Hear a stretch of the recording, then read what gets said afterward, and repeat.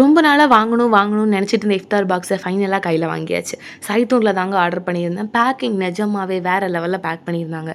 ரொம்ப நல்லா பேக் பண்ணி நீட்டா கையில கொண்டு வந்து 45 மினிட்ஸ்ல குடுத்துட்டாங்க ஸ்விக்கில. அப்புறம் வந்து உள்ள டிஷ்ஷஸ் என்னலாம் இருக்குன்னு பார்த்தா, எல்லாமே மேண்டேட்டரியா என்னென்ன இருக்குமோ எல்லாமே இவங்களும் வச்சிருந்தாங்க. ஃபர்ஸ்ட்டு நோம்பு கஞ்சி தான் ட்ரை பண்ணேன். ரொம்ப நல்லா இருந்துச்சு. அதோட ஃப்ளேவர், அதோட ரிச்னஸ் சொல்லவே முடியாதுங்க. மட்டன் செம்மையா இருந்துச்சு. ரொம்ப நல்லா இருந்துச்சு. அரோமாலேருந்து, டேஸ்ட்லேருந்து ரொம்ப நல்லா இருந்துச்சு. அப்புறம் 2 சிக்கன் சமோசா குடுத்துருந்தாங்க. அதுவுமே ரொம்ப ஃப்ரெஷ்ஷா நல்லா போட்டிருந்தாங்க. அப்புறம் ஹலீம்ங்க. மேல அந்த லெமன ஸ்க்வீஸ் பண்ணி சாப்பிடும்போது, ஆ வேற மாரி இருந்துச்சு. அதுக்கப்புறம் சிக்கன் குடுத்துருந்தாங்கங்க. ஸ்மோக்கி கிரில் சிக்கன் மாதிரி குடுத்துருந்தாங்க. இது வந்து ரொம்ப ஸ்லோ குக்ட் சிக்கன்னால ரொம்ப டெண்டர் அண்ட் ஜூஸியா இருந்துச்சு. அப்புறம் 2 பருப்பு வடை குடுத்துருந்தாங்க. கூடவே கட் ஃப்ரூட்ஸ் மேண்டேட்டரியா எல்லா இஃப்தார் பாக்ஸ்லயும் இது கண்டிப்பா இருக்கும். நல்லா கிரேப்பு, ஆரஞ்சு அப்புறம் மஸ்க் மெலன் எல்லாம் வச்சு குடுத்துருந்தாங்க.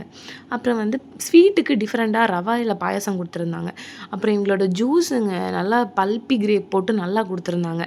அப்புறம் 2 டேட்ஸ் குடுத்துருந்தாங்க. 1 எடுத்து வாயில போட்டுக்கிட்டேன். அப்புறம் ஷவர்மா ரொம்ப நல்லா இருந்துச்சு ஷவர்மாவுமே. எதையுமே குறை சொல்ற மாதிரி இல்ல. அப்புறம் இந்த கிளி பரோட்டாவ நான் சொல்லியே ஆவணுங்க.